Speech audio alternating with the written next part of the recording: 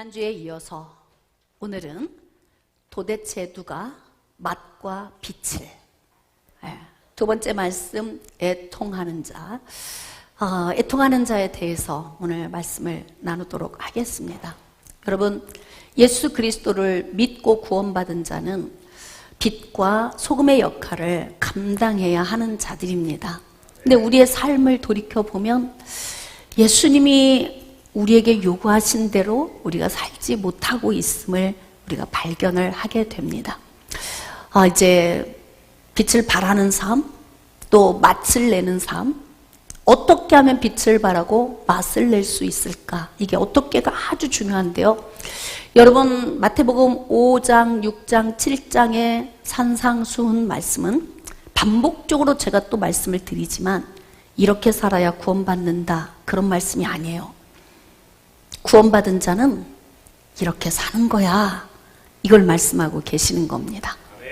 그래서 말씀의 전체적인 그 산상수훈의 말씀을 좀 연결해서 앞으로 좀 제가 강해를 좀 하도록 하겠습니다. 지난주에는 심령이 가난한 상태가 되면 천국이 그들의 것이고 천국이 내 것이 된 사람이 소금의 맛을 내듯이 맛을 내는 삶, 빛이 이렇게 밝게 비춰주듯이 빛을 발하는 삶을 살게 된다. 오늘은 애통하는 자가 맛을 내고 빛을 발하는 삶을 살 수 있다. 오늘 성경적 영적 원리로 여러분에게 좀 증거하도록 하겠습니다. 여러분, 예수님께서 예수님의 제자들에게 너희는 세상의 소금이다. 소금이 만일 그 맛을 잃으면 무엇으로 짜게 하려? 다만 밖에 버려져 사람에게 밟힐 뿐이니라. 그러니까 무용지물, 무가치한 존재의 삶을 살지 말라는 거예요. 맛을 내지 못하는 삶이 어떤 삶이에요? 무가치한 삶이다. 차라리 그냥 이 세상에 없는 게 낫다. 어떤 사람은 꼭 필요한 사람이 있는가 하면 있어도 그만, 없어도 그만인 사람이 있는가 하면 차라리 없는 게 훨씬 나은 사람. 가룟 유다처럼 저 사람은 안 태어났으면 더 좋았을 뻔했다, 이런 사람도 있잖아요. 예수님은 무용지물, 무가치한, 차라리 없으면 좋겠어, 이런 삶을 선택하지 말아라. 소금이 맛을 잃어버리면 무가치하게 된다. 버려지고 그냥 사람에게 밟힐 뿐이다. 뭘 말씀하고 싶으신 걸까요? 무용지물 같은 인생의 삶을 살지 말아라.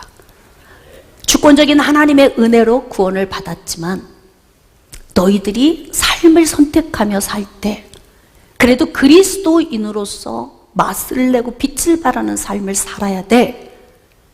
근데 맛을 내고 빛을 발하는 삶을 살게 하기 위해서 예수님은 소금 이야기, 빛 이야기를 하시기 전에 먼저 팔복에 대한 말씀을 주신 거예요. 우리는 그냥 이 팔복을 단순히 팔복 이렇게만 이해를 했지만 이 말씀의 백을 쭉 짚어보면 소금과 빛 이야기를 하시려고 팔복 말씀을 하신 거예요. 연결고리가 있는 거죠. 지난주에는 심령이 가난한 상태가 될 때 천국이 온다, 내 것이 된다. 천국은 죽어서 가는 것이 아니라 살아있는 동안에 천국이 나에게 임하신다. 하나님의 왕국이 내 안에 임하시면 나는 하나님의 통치와 다스림을 받는 자가 된다. 그러니까 우리가 죽게 되는 것은 우리의 몸에서 영혼이 분리되어지는 거지만 죽어서 갑자기 천국이 나에게 오는 거나 내가 천국으로 가는 게 아니라 이미 내게 온 천국의 연장선상에 우리는 서 있는 것이다. 자, 그래서 우리는 심령이 가난한 상태를 항상 유지하는 것이 중요하다. 오늘은 예수님께서 예수님의 제자들에게 두 번째 말씀을 주실 때에 애통하는 자는 복이 있나니 그들이 위로를 받을 것이요. 이 말씀을 다시 말씀을 드리면 위로를 받아야 빛과 소금의 역할을 감당하게 된다는 거예요. 여러분, 우리가 이제 세상의 빛과 소금의 역할을 감당하기 위해서 예수님이 주신 것은 어떻게 맛을 내고 어떻게 빛을 발하는 거야? 이게 궁금하잖아요. 잘 살아야 돼. 어떻게 잘 살아야 되는 거예요? 행복해야 돼. 어떻게 행복해야 되는 거예요? 사랑해야 돼. 어떻게 사랑하는 거예요? 여러분, 우리가 빛을 발하고 소금의 맛을 내는 것은 좋은 일하고 선한 일하고 착한 일을 하는 것 이상의 것을 우리에게 요구하시는 거예요. 자, 지금 예수님께서는 예수님의 제자들에게 두 번째 복을 말씀하시는데 마태복음 5장 4절. 자, 우리 한 목소리로 크게 합독합시다. 시작. 애통하는 자는 복이 있나니 그들이 위로를 받을 것임이요. 위로를 받는다는 것이 무엇일까? 제가 가끔 여러분들에게 그냥 공감만 해주면 될까요? 아니면 정말 치료받기를 원하십니까? 여러분, 의사 선생님들을 보면 참 대단하다, 훌륭하다 이런 생각이 들어요. 늘 피비린내 나는 냄새를 맡으면서 병든 데를 도려내고 다시 정상으로 만드는 그 수없이 많은 시간 동안에 집중하면서 육신을 살리기 위해서 몸부림치는 그 모습을 보면 참 존경스럽다. 그런데 의사 선생님은 되게 우리에게 공감하는 거 잘 안 하십니다. 그쵸? 여러분이 병원에 가셨을 때 어때요? 의사 선생님이 막 힘드셨죠? 아프시죠? 막 이런 얘기 잘 하세요? 그런 말씀 잘 안 하시죠? 본론으로 들어갑시다. 어떻게? 3개월밖에 못 삽니다. 정말 너무 매서운 이야기인데 당신에게 온 이 암은 말기입니다. 3개월 남았습니다. 남은 인생을 좀 잘 정리하시고 살아있는 동안 좀 가족들과 복된 시간을 잘 보내십시오. 너무 매서운데 3개월 남은 사람에게 그 말은 사실 굉장히 중요한 이야기예요. 의사 선생님이 그 이야기 안 해주면 이 사람은 좋아지겠지 하다가 그냥 가는 거예요. 제가 임종을 여러 번 지켜봤는데요. 숨이 넘어가는 순간까지 내가 지금 죽는다 생각하는 사람은 거의 없더라고. 희한하죠? 살 것 같아. 그래서 마지막 인사를 안 하고 가세요. 대부분이 그렇더라고. 내가 갈 때쯤 되면 아, 내가 지금 갈 때가 됐구나. 시간이 지금 째깍째깍 오고 있구나. 그러면 사랑하는 사람들과 주변에 있는 사람들과 마지막 인사를 나누면서 우리 천국에서 만나요. 내가 먼저 가서 잘 기도하고 있을 테니까 인생 멋있게 소금을 뿌려서 맛을 내듯이 당신이 소금처럼 빛이 밝은 빛을 비추듯이 빛처럼 살다가 오세요. 이렇게 하고 가면 되게 좋잖아요. 근데 거의 대부분 세상을 떠나는 사람 중에 대부분은 그렇게 정리를 하고 가는 사람이 많지 않더라고요. 제가 임종을 지켜보니까. 우리가 이 땅을 살아가는 날 동안에 우리가 살아가는 삶 속에서 예수님이 우리에게 요구하시는 것은 뭐냐면 반드시 꼭 필요한 사람이 되라는 거예요. 음식에 소금을 안 넣으면 전혀 맛이 없죠. 그렇게 중요해요, 소금은. 그만큼 우리에게 소금과 빛을 비유해서 예수님이 우리에게 주신 것은 우리가 이 땅을 살아가는 수없이 많은 사람, 무의미하게 사는 영혼, 맛없이 사는 영혼, 어둠과 죽음의 그늘에 앉아있는 영혼, 그들에게 맛을 전달하고 빛을 비춰주는 그런 사람이 되라고 말씀을 주시는 거예요. 위로를 받는 거 단순히 공감 차원이 아니에요. 공감을 넘어선 거예요. 다시 말하면 이 위로는 회복을 의미하는 겁니다. 여러분이 오늘 오셔서 예배를 드릴 때 여러분은 성령께서 우리에게 오셔서 나를 치료하고 고치심을 믿으십니까? 영성훈련학교에서 자궁 내막증을 앓고 있던 한 목사님이 계셨어요. 이 목사님은 이제 하혈을 너무 심하게 하고 막 통증이 너무 고통스러우니까 이제 자궁을 적출하려고 의사쌤이 자궁을 적출하면 됩니다. 그래서 이제 수술 날짜를 받으려고 이제 마음에 딱 준비를 하고 있었어요.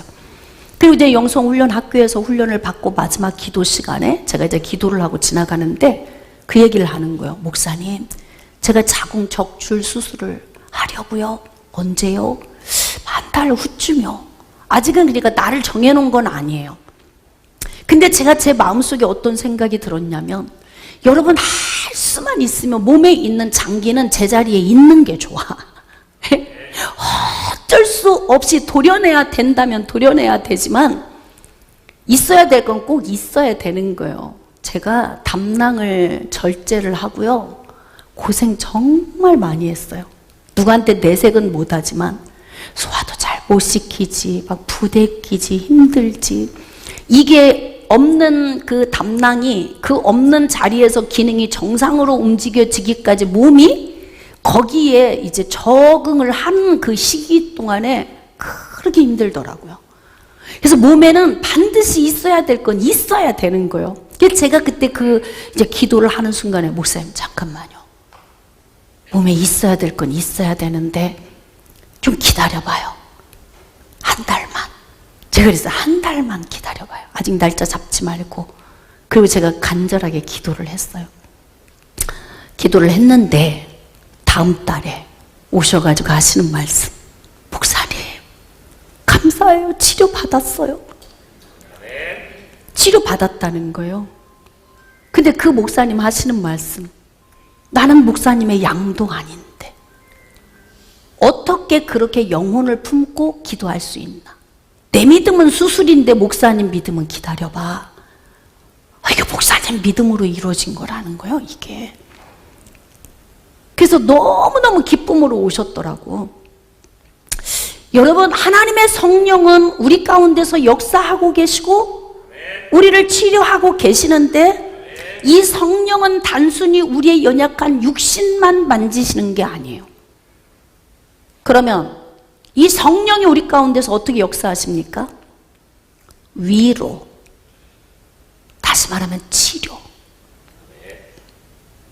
영혼, 육신, 삶, 모든 것을 다 만지고 계시는 거예요. 그러니까 하나님의 성령이 우리 가운데 이렇게 운행하시면서 갖가지 질병으로 고통받는 자들을 만지시고 치료하시는데 그 가운데서 최고의 치료가 뭐냐면 죽은 영혼을 살리는 치료예요. 그래서 바로 성령의 역사 우리 가운데 운행하시면서 구원과 변화와 그 회복의 은혜를 우리 가운데 주시는 거예요. 그래서 우리는 그러한 하나님의 역사하심의 그 위로 안으로 깊이 들어가다 보면 우리의 연약함이 고쳐지는 거예요. 근데 그 고쳐지는 연약함 중에 이사야서 61장 1절로 3절 말씀에 보면 주 여호와의 영이 내게 내리셨으니 이는 여호와께서 내게 기름을 부으시고 가난한 자에게 아름다운 소식을 전하게 하려 하심이라. 나를 보내사 마음이 상한 자를 고치며 포로된 자에게 자유를, 갇힌 자에게 노임을 선포하며 여호와의 은혜의 해와 우리 하나님의 보복의 날을 선포하여 모든 슬픈 자를 위로하되. 자, 모든 슬픈 자를 위로한다는 게 무슨 뜻입니까? 여러분, 이 땅에 태어나는 사람 중에 의인은 한 사람도 없어요. 다 슬픈 사람이야. 다 죄 가운데 죄인으로 이 땅에 태어나는 거예요. 유전된 죄를 받고. 그러니 얼마나 슬픈 인생이에요. 아무리 열심히 살아도, 착하게 살아도, 또 뭐 좋은 일을 많이 해도, 돌을 닦고 참선을 행해도, 마음을 비우고 명상을 하면서 인생의 삶에 뭔가 좀 잘 살아보려고 아무리 몸부림을 쳐도 이 땅에서 70이요 강건하면 80인 인생 살다가 다 지옥으로 들어가야 되는 인생. 얼마나 슬픈 인생이에요. 여러분, 오늘 뭐 때문에 슬픈 거예요? 천국이 여러분에게 임했다면 슬퍼하지 마세요. 이 슬픔을 어떻게 해야 되냐면 밟고 가세요. 슬픔이 여러분을 짓누르게 하지 마세요. 낙심이 여러분을 짓누르게 하지 마세요. 허용하지 마세요. 차단해 버리세요. 초기화시켜버려. 그리고 여러분이 어떻게 하냐? 낙심도, 또 곤고함도, 우울함도, 무기력함도, 인생의 모든 연약함도 밟고 가는 거예요, 여러분이. 근데 이 모든 것들이 여러분을 와서 자꾸 짓눌러 버리면 우리가 지는 거예요. 근데 생각해 보세요. 이렇게 슬픈 자를 위로하기 위해서 하나님의 성령이 예수 그리스도를 이 땅에 보내시고 성령으로 기름 부으시고 가난한 자에게 복음을 전하게 하시려고 성령의 능력을 부으셨대요. 그리고 포로된 가운데에서 건져내, 눌린 가운데에서 건져내는 거예요.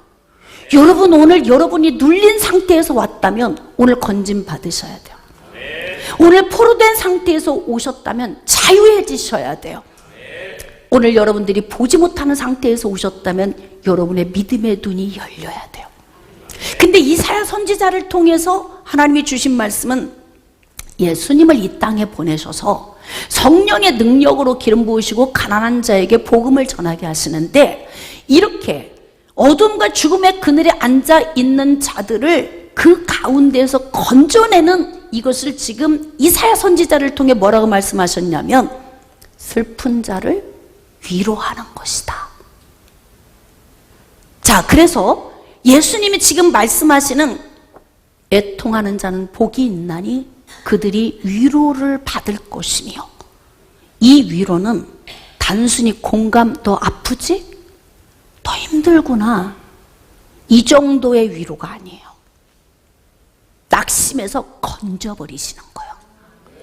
오늘 여러분의 좌절 속에서 건지시는 거예요. 오늘도 여러분의 질병에서 건지시는 것입니다. 오늘 말씀을 듣던 중에 여러분 안에 있는 모든 연약함이 떠나갈 줄 믿습니다. 예수 이름으로 모든 연약함이 떠나갈지어다. 여러분 스스로가 여러분의 연약함을 주님께 대어 맡기세요. 그래서 여기에는 슬픈 자를 위로하되 어떻게? 자, 3절.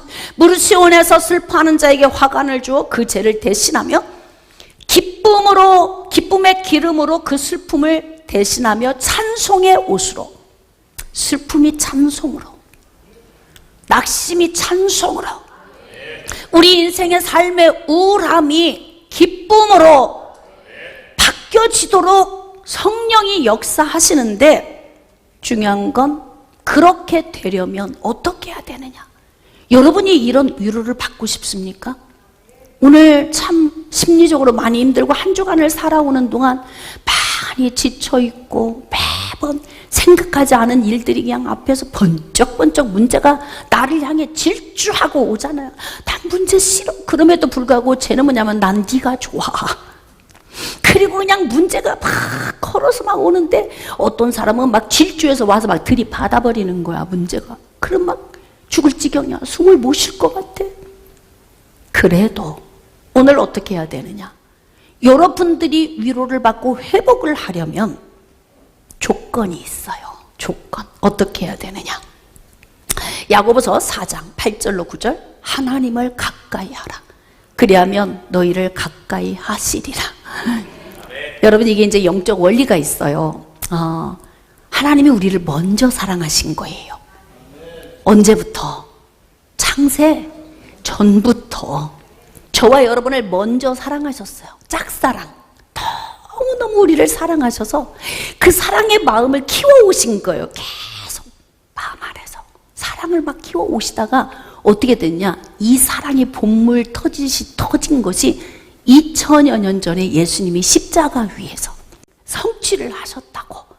근데 그 하나님의 사랑이 저와 여러분에게 임하셨던 거예요.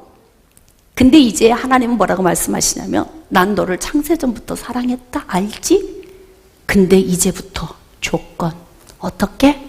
이제부터는 네가 나를 사랑해야 돼. 그래야 나의 사랑을 입을 수 있어. 이제부터는 네가 나를 찾아야 내가 만나 줄 거야. 뭐 하나님이 날 구원하셨으니까 하나님이 알아서 척척 다 해주시겠지. 이건 우리를 얼마나 나태하게 하는 거예요. 그건 우리를 죽이는 거라고요. 근데 하나님이 내 건져놨다. 근데 이제부터는 네가 복을 받고 살려면 너한테 달려있어? 그럼 우리 긴장돼요, 안 돼요? 긴장되잖아요. 이제는 나한테 달려있다니까, 삶은. 내가 복을 받느냐 후퇴하느냐 이게 다 나한테 달려있다는 거예요. 근데 하나님 은혜 안에 와서 위로받고 힘을 얻으려면 우리는 어떻게 해야 하냐면 하나님을 가까이 하는 삶. 오늘도 여러분의 생각이 문제에 집중되어 있으면 하나님이 안 느껴질 거예요. 내려놔 보세요. 한번 내려놔 보세요. 이 또한 지나가리라. 주어진 내 삶의 시간 속에 주의 뜻 알게 하소서. 지금 아프면 그 아픔 속에서 주의 뜻을 알아야 돼요. 여러분이 지금 아프지만 지나고 나면 그 아픔이 내 인생에 너무 중요한 시간이었어. 이렇게 고백하는 날이 와요. 금방. 할렐루야. 지금 숨이 안 쉬어지면 호흡을 크게 한번 해보세요. 숨통이 트일 거예요. 하나님을 가까이 하라. 그리하면 너희를 가까이 하시리라. 자, 그리고 중요한 말씀이 있어요. 죄인들아 손을 깨끗이 하라. 두 마음을 품은 자들아 마음을 성결하게 하라. 이 말씀은 뭐냐면 위로 받으려면 우리가 어떻게 해야 되냐? 애통하는 마음을 가져야 된다는 거예요. 여러분, 신앙생활은 영적 원리예요. 무조건 막 기도해 그러면 하나님이 다 하셔. 그건 성경적 영적 원리가 아니에요. 영적 원리를 쫓아 신앙생활하면 엄청 신앙생활이 쉽고 자유해지는 거예요. 하나님, 저 위로받고 싶어요. 회복하고 싶어요. 치료받고 싶어요. 해결받고 싶어요. 그럼 어떻게 해야 되느냐? 애통하라 그래요. 애통하라. 근데 지금 여기 말씀에 손을 깨끗이 하라는 거예요. 죄악된 삶에서 유턴하고 돌아오라. 세상과 하나님 사이에서 갈팡질팡하면서 무뎌진 삶을 사는 인생들아 유턴하고 돌아오라. 이렇게 말씀을 하시는 거라고요. 자, 그러면서 뭐라고 말씀하시냐면, 자, 야고보를 통해서 성령이 주시는 말씀은 야고보서 4장 9절 슬퍼하며 애통하며 울지어다. 여러분, 언제 최고의 예배가 되던가요? 슬퍼하고 애통하며 울 때 최고의 예배가 나와요. 인생에서 가장 처절할 때 가장 간절하게 주님이 찾아줘요.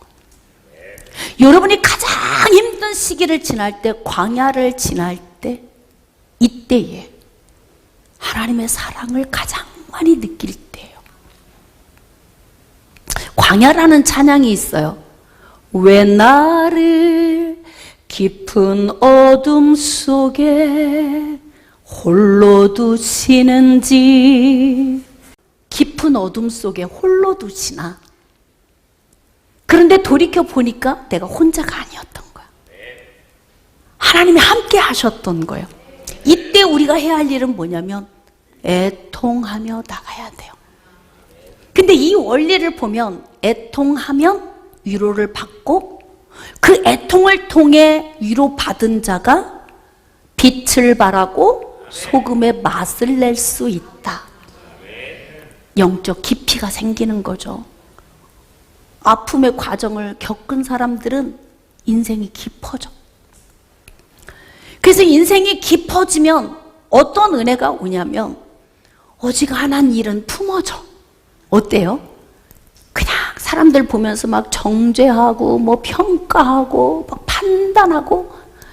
근데 이 광야를 지나면 지날수록 어떻게 되냐면 어지간하면 품어져요. 다 이렇게 품어져. 여러분은 어떠십니까? 빛이 되고 소금이 되는 것. 예수님은 영적 원리를 통해서 소금이 되는 것과 빛이 되는 것을 8가지로 말씀하고 계시는 거예요.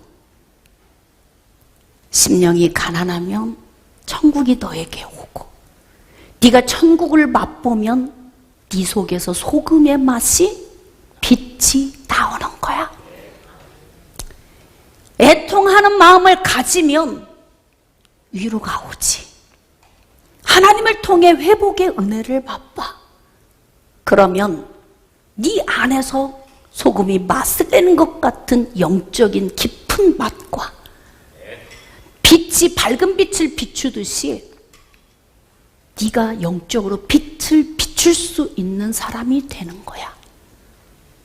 기가 막히지 않아요? 제가 이 말씀을 묵상하면서 무릎을 쳤어요. 와, 정말 성경은 읽고 또 읽고 읽고 또 읽어도 매일 새로워. 하나님이 깨달음을 주시는 그 깨달음은 너무 신묘막측한 거예요. 그냥 팔복, 심령이 가난한, 찬양은 시들어지게 불렀는데 이게 우리에게 뭘 의미하는지 그랬는데 말씀을 묵상하던 중에 아, 그렇구나. 예수님이 우리에게 요구하시는 이 복된 삶은 바로 빛과 소금의 역할을 감당하게 하기 위한 설명이셨구나.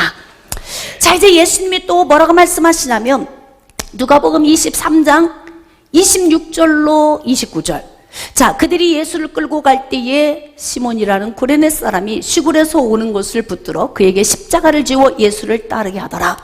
또 백성과 및 그를 위하여 가슴을 치며 슬피 우는 여자의 큰 무리가 따라오는지라. 이 말씀이 어떤 장면이에요? 예수님이 십자가를 지고 골고다 언덕에 오르고 계십니다.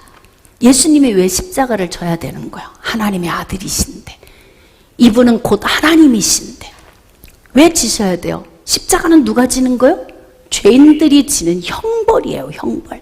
십자가는 누가 달려요? 죄인이 지는 형벌이라고요. 죄인인 우리가 십자가에 달려야 하고 그 형벌을 내가 져야 되는데 내 형벌을 예수님이 대신 지시고 십자가를 지고 골고다 언덕으로 한 걸음 또 한 걸음 무거운 발길 옮길 때 저들 모두 큰 소리로 조롱하며 비웃었네. 왜 조롱하며 비웃음 당해야 돼요? 왜 예수님이 십자가를 지고 한 걸음씩 왜 골고다로 가셔야 돼요? 그 내가 해야 할 일이거든요. 그 내가 가야 할 일이었거든요. 근데 예수님이 지금 지고 가시는 거예요. 그런데 많은 무리가 그 뒤를 따라오는 가운데 어떤 무리가 있었냐면 가슴을 치며 슬프게 우는 여자들의 그룹이 있었다 그래요. 그들이 십자가를 지기 위해서 골고다 언덕을 오르는 예수님을 보면서 가슴을 치며 찢으며 우는 거예요. 왜 울었을까요? 만약에 지금 이 시대에 예수님이 우리 가운데에서 십자가를 지시기 위하여서 골고다 언덕에 십자가를 메고 지금 가신다면, 우리가 그 뒤를 따라가면서 울고 있다면 무엇 때문에 울 것 같습니까? 생각해 보셨어요? 이 무리들 가운데 내가 속한 한 사람이라면 나는 왜 울었을까? 생각해 보세요. 그동안 예수님과 정들었잖아요. 그래도 그분 옆에 있을 때 너무나 많은 걸 누렸어요. 예수님의 옷자락에 손을 대었더니 치료받았어요. 막 일곱 귀신의 고통을 받았는데 예수님에 의해 치료도 받았어요. 12의 혈루증을 앓았는데 예수님이 고쳐주셨어요. 손이 말랐는데 예수님이 치료하셨고, 못 걸었는데 고쳐주셨고, 예수님 옆에 있으니까 너무너무 좋았어요. 근데 그분이 지금 죽으러 가시는 거예요. 아쉽죠? 이제 내 인생을 누가 책임주나? 문제 생기면 내가 어떻게 해야 하나? 단순히 우리는 지극히 인간적인 생각으로 울고 따라가는 거예요. 우리 송수영 안수 집사님 그 처갓집에 상당했잖아요. 슬프죠, 헤어짐은. 근데 가만히 생각해 보세요. 그분은 이제 죄 안 짓고 죄 짓는 삶이 멈춘 거예요. 어찌 보면 복 아닌가요? 오래 살면 살수록 죄를 많이 짓는다. 주님 앞에 서면 계산할 게 더 많아진다. 우리는 그렇게 오래 살고 싶은 집착과 애착을 가지고 있지만 영적 원리로 보자면 사는 날 동안 우리는 범죄하다가 가는 거예요.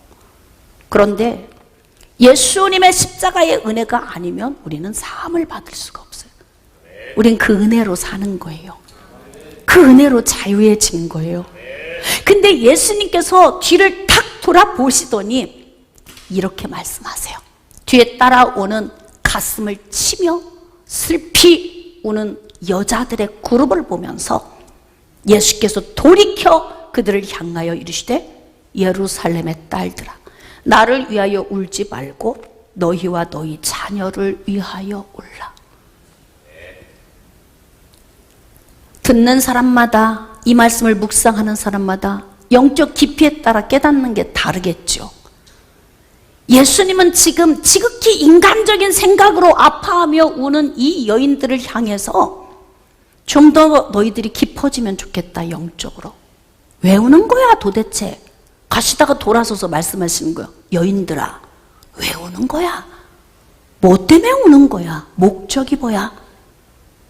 예수님이 지금 이렇게 말씀하시는 거예요. 너희들 지금 울고 있는 거 비본질이다. 본질 아니야? 본질로 돌아가.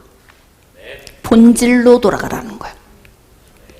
나 위하여 울지 마. 나는 너희들의 형벌을 대신 지고 가는 거야. 이건 너희들에게는 기쁨이어야 돼. 맞습니까? 예수님이 십자가 지고 가시는 것, 그분이 우리의 모든 형벌을 대신 지시고 죽음의 권세를 깨뜨려 주시고 믿는 자들에게 영원한 생명을 주시기 위하여 십자가에 달리신 예수님 바라보면 영적으로 눈이 열린 사람은 옥합을 깨뜨려 예수님의 발에 붙고 머리털로 그의 발을 씻긴 것처럼 예수님이 골고다 언덕으로 올라가시면요, 그러면 예수님의 그 사역을 바라볼 수 있어야 되는데 우리는 육신을 입고 있어서 지극히 육신의 눈으로만 울고 있는 거예요. 너희들이 지금 울고 있는 그 눈물의 의미는 이렇게 말씀하시는 거잖아요. 나를 위해 울지 말고 너를 위해 울어. 네 자녀들을 위해 울어. 여러분, 앞으로 예수님이 십자가 지신 후에 예루살렘에 닥칠 환난, 예수님이 33세에 세상을 떠나셨잖아요. 예수님이 BC 3년에서 4년 전에 태어나셨으니까 AD 기원 후 약 한 30년경에 예수님이 이제 십자가를 지시고 죽으시고 부활하신 거예요. 40년 후에 어떤 일이 벌어졌냐면 예루살렘 성읍이 함락됩니다. AD 70년에 디도 장군을 통해서. 가장 가까이는 예루살렘 성읍이 함락될 때 그들이 당할 환란이 얼마나 큰 거예요. 그 자녀들이 당할 환란이 얼마나 큽니까?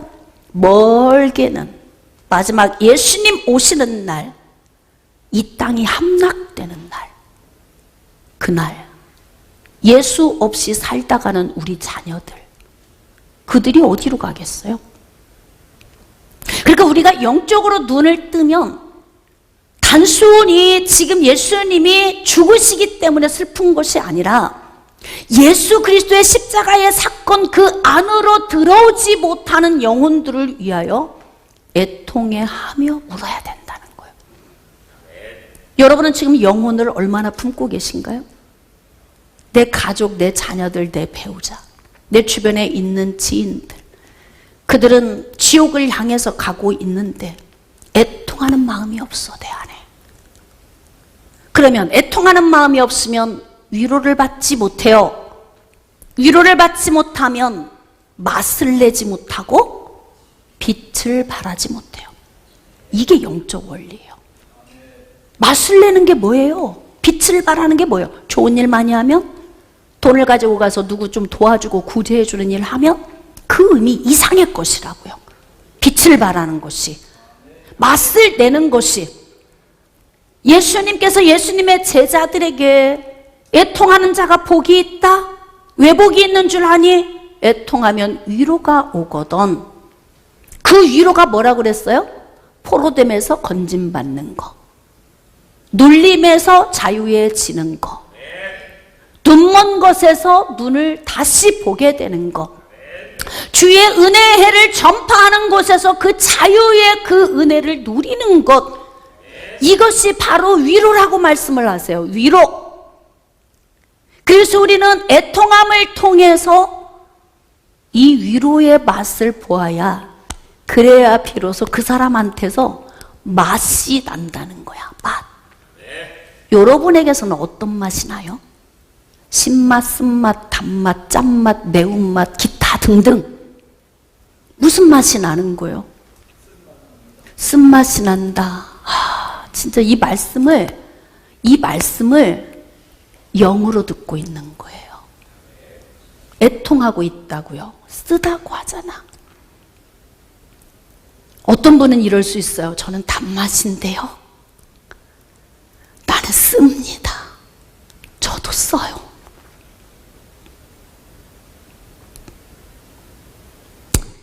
인생을 보면 애통해하는 이 쓴맛을 느낄 때, 그때 우리는 비로소 영혼을 품게 되는 거야.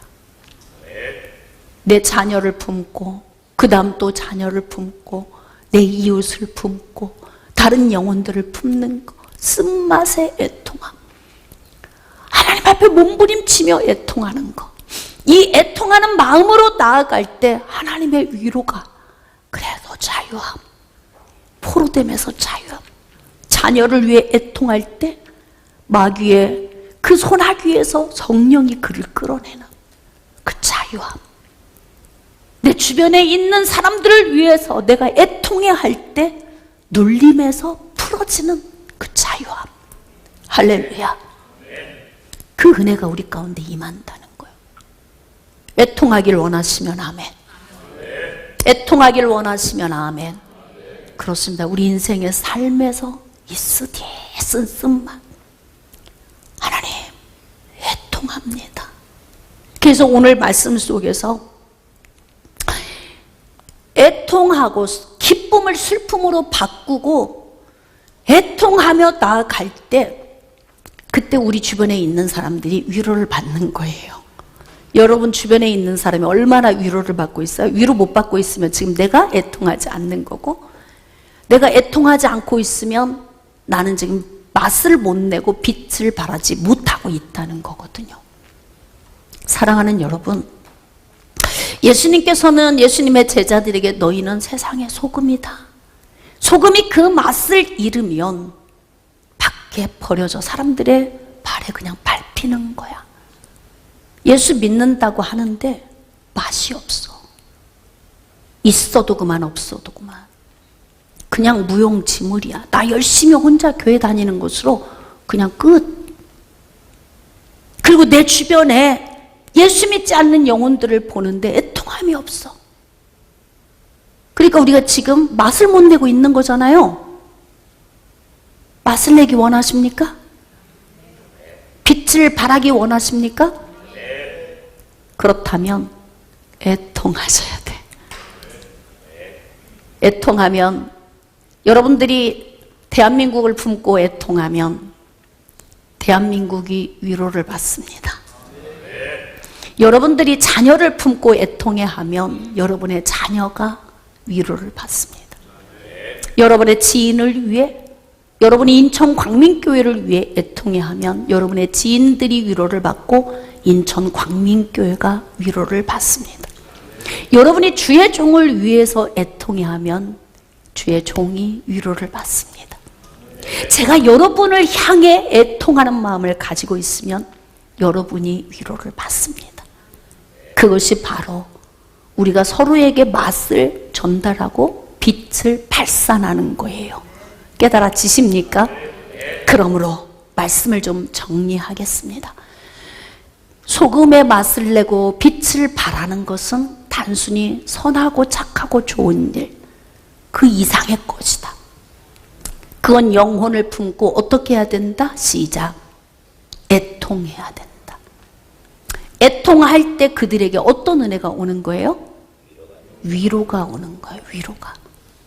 그러면 그 위로 가운데서 우리는 어떻게 하는 겁니까? 충분히 예수님의 제자로서 맛을 내고 빛을 발하는 삶을 살고 있는 거예요. 저는 여러분들이 주변에 있는 많은 영혼, 또 나라와 민족, 교회들, 주의 종들, 선교사님들 품고 애통하시기를 축복합니다.